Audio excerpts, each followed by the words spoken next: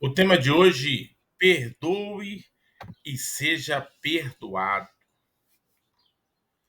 Perdoar e ser perdoado são dois lados de uma mesma moeda que representam libertação e cura emocional.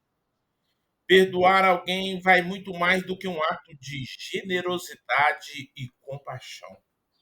Perdoar é uma escolha, é deixar para trás o peso da mágoa, o peso do ressentimento ou da dor.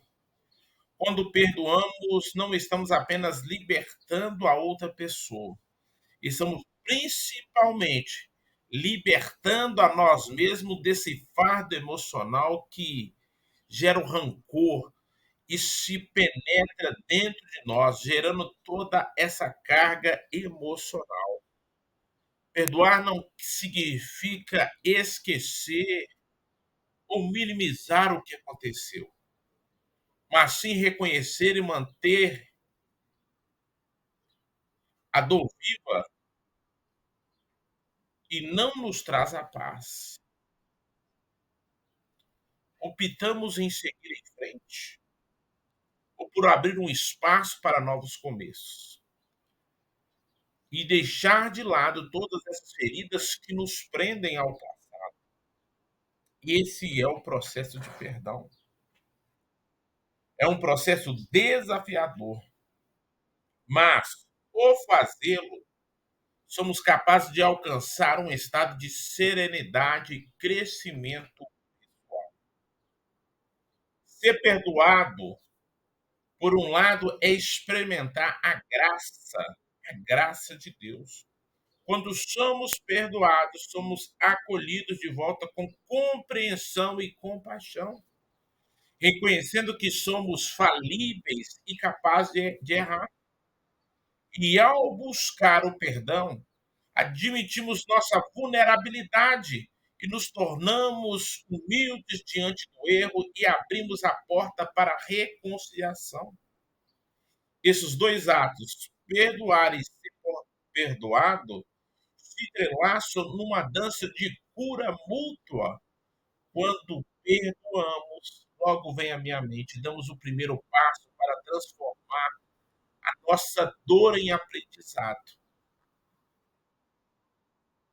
E ao sermos perdoados, temos a chance de reconectar novamente, compartilhando, reconhecendo o nosso caminho e entendendo que todos erramos e aprendemos.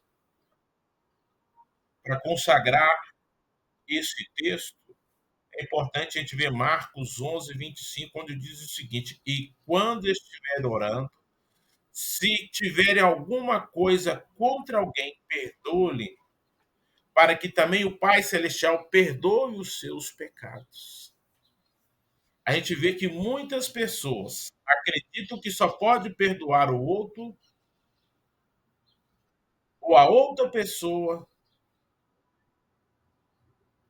a partir de pedir as desculpas. Se pensarmos que o perdão só é possível quando alguém nos pede perdão, ela nos torna muitas vezes inviável. Pessoas nunca se desculparão pelas ofensas cometidas.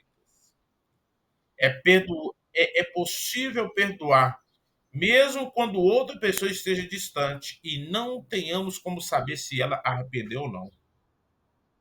Em certos casos, é necessário perdoar alguém que já faleceu nessa situação. Não há sequer chance de a pessoa demonstrar o arrependimento. Mas o que é importante nesse dia ao confessarmos o nosso pecado, a nossa dificuldade a Deus em nome de Jesus? É o que está em 1 João 1,9. Se confessarmos o nosso pecado, ele é fiel para perdoar as nossas dificuldades e purificar-nos de toda injustiça. 1 João 1,9. Querido Espírito Santo, eu sei que a falta de perdão é como um veneno e ela nos tira a alegria e nos impede de viver uma vida que o Senhor quer que vivamos. É muito difícil, Senhor, abrir o coração quando se está ferido. É muito difícil perdoar alguém que nos marcou, que nos machucou tanto. Mas, Deus, se nós pedimos, se eu pedir ao Senhor para me ajudar, essa é a primeira iniciativa que eu preciso ter. E eu sei que ao pedir ao Senhor que me ajude a perdoar, e ao perdoar, eu já consigo automaticamente sentir aliviado de um fardo. E eu consigo seguir em frente, querido Espírito Santo, com confiança, sabendo que o Senhor é misericordioso. É por isso que na tua palavra, Deus diz lá em Mateus 6, 36, até o versículo 37, diz o seguinte: seja misericordiosos, assim como o Pai de vocês é misericordioso.